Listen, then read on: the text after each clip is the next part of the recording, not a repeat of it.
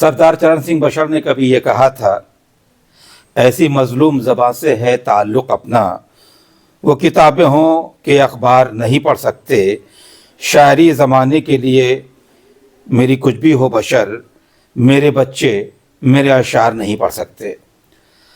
حضرات، یہ ایک شاعر کا درد بھی ہے اور یہ وقت کا المیہ بھی ہے، لیکن اگر کہیں کوئی نا امیدی ہے تو وہاں سے ایک امید کی کرن بھی جاگتی ہے۔ یہ کہا گیا ہے کہ ہر اندھیری رات کی قسمت میں ایک سنہری صبح ضرور ہوتی ہے۔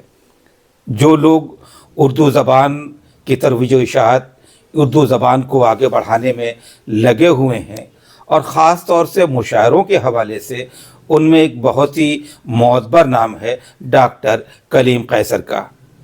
ڈاکٹر کلیم قیصر کا شمار دنیا ادب کے ان شاعروں میں ہوتا ہے کہ جو کہ ایک اعلیٰ درجے کے ناظم و مشاعرہ بھی ہیں اور معیاری شاعر بھی ہیں، اور ساتھ ساتھ ایک باوقار ادیب بھی ہیں۔ ڈاکٹر کلیم قیصر گزشتہ کئی برسوں سے دبئی میں جو جشن جمہوریہ کا مشاعرہ ہوتا ہے اس میں ہندوستان کی طرف سے وہ قیادت کرتے ہیں۔ وہ پھر دبئی میں جشن جمہوریہ کے مشاعرے میں شرکت کرنے کے لیے جا رہے ہیں۔ ڈاکٹر صاحب، این ڈیلی نیوز کی طرف سے آپ کو بہت بہت مبارکباد کہ آپ ایک مرتبہ پھر جشن جمہوریہ مشاعرے کے لیے جا رہے ہیں۔ تو یہ سفر کب سے شروع ہوا، اس کے پیچھے کیا پس منظر رہا؟ اور دوسرے لوگ تو میں سمجھتا ہوں کہ کبھی کبھار ان کو موقع ملتا ہے، لیکن شاید جہاں تک میں نے سنا ہے کہ الحمدللہ آپ جتنا بھی جشن جمہوریہ کا مشاعرہ ہوتا ہے آپ کی شرکت ضرور ہوتی ہے وہاں پہ۔ بے شک، بہت شکریہ۔ پہلے تو آپ کا خود سوال بہت اچھا ہے آپ کا۔ اصل میں جشن جمہوریہ کا جو مشاعرہ ہے یہ ہندوستانی روایت کا مشاعرہ ہے۔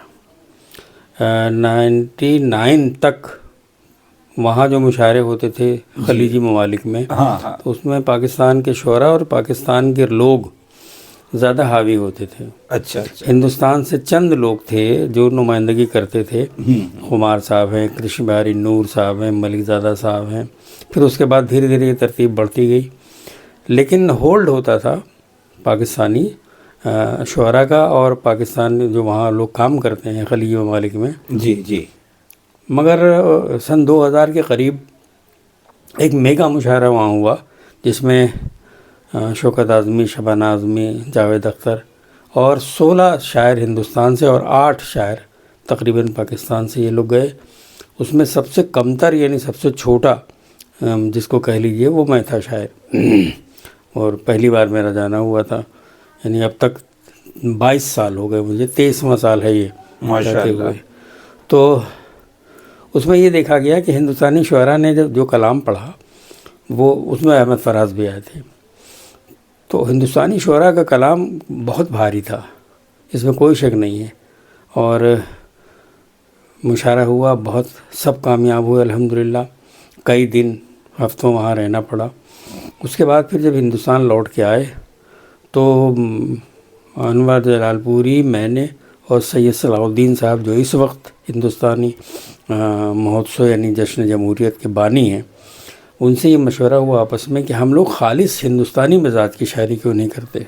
مطلب مراد یہ تھا کہ ہمارے یہاں جو کئی زبانیں بولی جاتی ہیں تو ان کی بھی نمائندگی ہو، اور مختلف جو جیسے سکھ ہیں، ہندو ہیں، مسلمان ہی ہیں، اس طرح کے لوگ جائیں اگر مشاعروں میں تو ایسا لگے کہ جسے ہندوستان بول رہا ہو۔ بالکل ان کی سمجھ میں آیا، انہوں نے شروع کیا، اور بالکل سید صلاح الدین نے لال قلعے کی طرز پر شروع کیا کہ جس طرح کا یہاں معیار و مذاق ہے وہاں بھی یہ قائم کیا گیا۔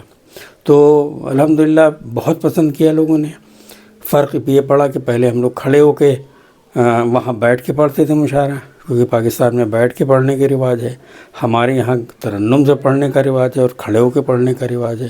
تو یہ نیا ذائقہ تھا، اس لیے لوگوں کو پسند بھی آیا، اور پھر یہ سلسلہ جو چل نکلا 2002 سے باقاعدگی کے ساتھ، یعنی یہ 22واں مشاعرہ سید صلاح الدین صاحب کا ہے جشن جمہوریت کے نام سے، جو اب جشن ہندوستان بھی جس کو کہتے ہیں۔ سمن، یہ بھی ایک عجیب اتفاق ہے کہ وہ لوگ جو اردو کی اتنی بڑی خدمت انجام دے رہے ہیں، جس میں سید صلاح الدین صاحب کا نام پیش ہے، لیکن یہ وہ لوگ ہیں کہ جو کہ پس پردہ رہ کر کے بہت سارے کام کر رہے ہیں، اور یقیناً اردو کے فروغ میں، اردو کی ترویج و اشاعت میں ان لوگوں کا بہت بڑا رول ہے، اور اس میں ایک بہت ہی معتبر نام سید صلاح الدین کا ہے۔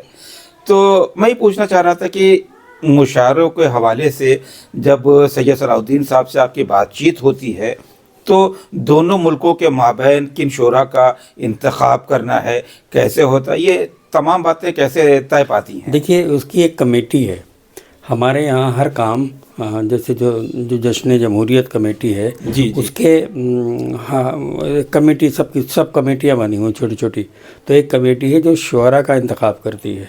اس میں یہ ضروری ہے کہ ہندی کے بھی لوگ ہوں، نوجوان بھی ہوں، سینئر بھی ہوں، خواتین بھی ہوں، اور جن کی شاعری سے ہندوستان کے ادبی وقار میں اضافہ ہوتا ہو، ان لوگوں کو منتخب کیا جاتا ہے۔ اس میں میرا بھی دخل ہوتا ہے، صلاح الدین بھائی سے مشورہ کر کے کچھ نئے لوگ جو بہت کامیاب ہو سکتے ہیں اور ایک اچھی فضا ہموار کر سکتے ہیں، ان کا بھی انتخاب ہوتا ہے۔ اور اس کو کچھ لوگ برا بھی مانتے ہیں، لیکن ہم لوگ اچھا مانتے ہیں، اس لیے کہ اگر پرانے ختم ہو جائیں گے اور نئے نہیں آئیں گے تو پھر راستہ بند ہو جائے گا۔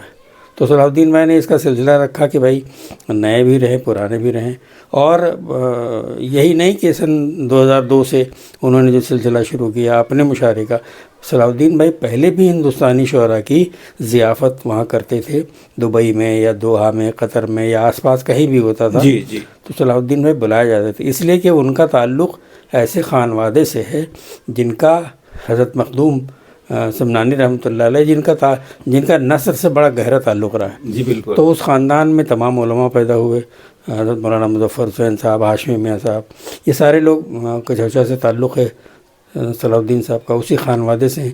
تو ایک فطری طور پہ لگاؤ ہوتا ہے زبان سے، وہ ان کے ہاں تھا، تو اس لیے انہیں تمام ہندوستانی شعراء کی پہلے سے، یعنی تقریباً 40 سال سے وہ ضیافت کرنے کا موقع ملتا تھا۔ یقیناً یہ بہت اچھی بات ہے کہ شعراء کی ضیافت بھی ہو رہی ہے، اور خاص طور سے جو نئی نسل ہماری ہے، جو نئے شعراء جو قلم اور دعوت اور قلم سے وابستہ ہو کر کے علم و ادب کی دنیا میں آ رہے ہیں، شاعری کرنا چاہ رہے ہیں، انہیں بھی ایک اچھا پلیٹ فارم دیا جا رہا ہے۔ ڈاکٹر کلیم قیصر صاحب، یہاں پر ایک سوال میں یہ کرنا چاہتا ہوں کہ مشاعروں کی بات تو ہو گئی، لیکن میں چاہتا ہوں کہ سامعین کے بارے میں بتائیں کہ ہمارے وہاں جو ہے سامعین جو رات رات بھر بیٹھ کر کے بڑا شور شرابی ہوتا ہے، بہت زور شور سے سننا بھی چاہتے ہیں، اور داد بھی بڑی زور زور سے دیتے ہیں، بلکہ راحت صاحب نے کبھی کہا بھی کہ ایسا نہ کرو کہ اتنا زور سے یاد کر، اللہ نے کبھی یاد کر لیا، تو اس طرح کا کوئی ماحول وہاں پہ ہوتا ہے؟ دیکھیے ہیں تو ہماری طرف کے لوگ، یہ گورکھپور، اعظم گڑھ، فیض آباد، اور ادھر پورا مطلب پچھم تک آپ چلے جائیے تو ادھر ہی کے لوگ زیادہ ہیں وہاں۔ آپ یہ سمجھ لیجئے کہ وہاں جیسے کہتے ہیں نا کہ یہاں رائٹ ہینڈ ڈرائیو ہے، لیکن سنجیدگی ہے تھوڑی۔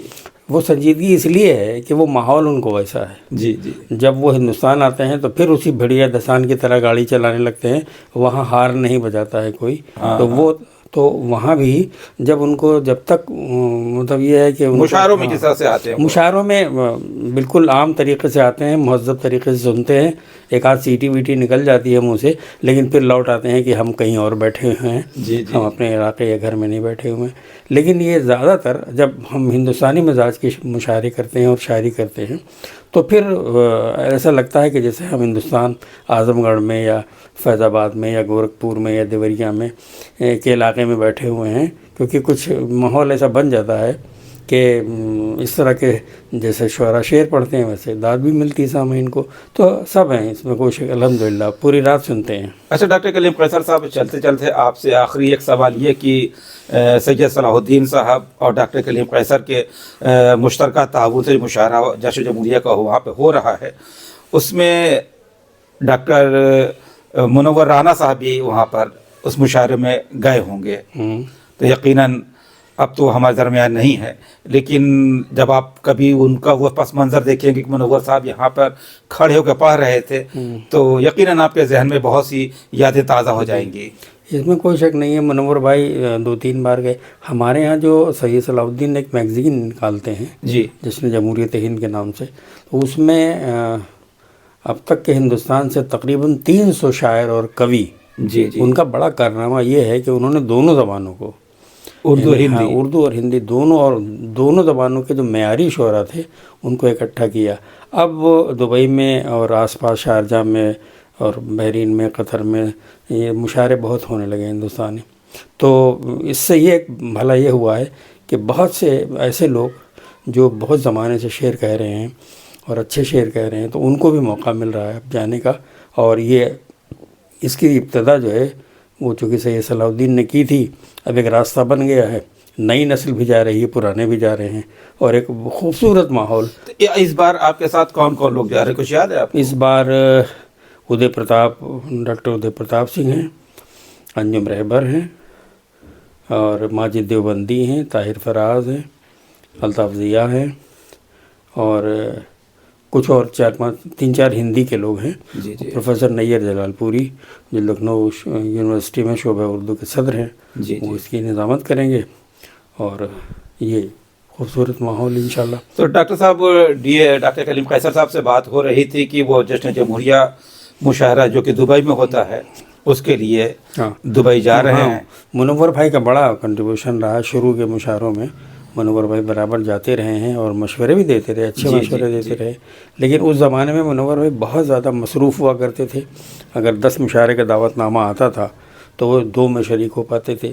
ایک زمانہ تھا کہ اتنے مصروف تھے، مگر وہ ان کی بیماری نے انہیں بہت زیادہ مشاعروں سے بھی دور کر دیا، اور ایک خلا جو پیدا ہوئی ان کے نہ رہنے کے بعد سے، وہ میرے خیال میں پر نہیں ہو سکتی. ہم سب ان کے لیے اپنی عقیدتوں کا نذرانہ پیش کرتے ہیں، خراج عقیدت پیش کرتے ہیں، اور اللہ انہیں کروڑ کروڑ جنت دیں. صحیح بات ہے کہ منور رانا صاحب نے جو شاعری کی ہے اور جو ان کا جو انداز تھا وہ ہمیشہ لوگوں کے ذہنوں میں محفوظ رہے گا. تو میں یہی دعا کرتا ہوں کہ ڈاکٹر کلیم قیصر صاحب بھی دبئی کے جشن جمہوریہ کے مشاعرے میں جا رہے ہیں. سید صلاح الدین صاحب کی وہاں پہ نگرانی ہے اور تمام شعراء وہاں پر جا رہے ہیں. یوں ہی ادب کی خدمت ہوتی رہے اور یہ مشاعرہ یوں ہی پروان چڑھتا رہے. اردو زبان کا بول بالا پوری دنیا میں اسی طرح اپنا جو ہے جھنڈا پھہراتا رہے. اب ہندوستان سے زیادہ مشاعرے جو ہے وہ خلیجی ممالک میں اور دوسرے ممالک میں ہو رہے ہیں. اب اس میں علی گڑھ ایسوسیشن کا ہے، جشن جمہوریت کا ہے، اور جشن اردو ہے. پھر ابھی ریختہ والے بھی جس دن ہمارا مشاعرہ ہے 27 کو، 27-28 ان کا بھی 2 پروگرام ہے. ایک دن نثر کا ہے، قوالی ہے، صوفی ہے، اور دوسرے دن مشاعرہ ہے. تو اب وہ ایسا نہیں ہے، ہمیں مایوس نہیں ہونا چاہیے زبان سے، تہذیب سے. جب تک ملک سے اور اس کی تہذیب سے، اس کے سے محبت کرنے والے لوگ ہیں، انشاءاللہ یہ ماحول رہے گا. اور آپ لوگ دعا کیجئے کہ اللہ تعالیٰ بہتر رکھے سب. بے شک انشاءاللہ یہ زبان یوں ہی ہمیشہ پھلتی پھولتی رہی ہے. آمین آمین. اس کی زبان میں شروع سے ہی جو ہے ہندوستانی کلچر اس کے زبان اس کے بسا ہوا رہا ہے. تو میں یہی دعا کرتا ہوں کہ یوں ہی یہ سفر چلتا رہے اور ترویج و اشاعت ہوتی رہے اردو زبان کی. آمین آمین. بہت شکریہ. بہت آپ لوگ تشریف لائے، بہت اچھا لگا.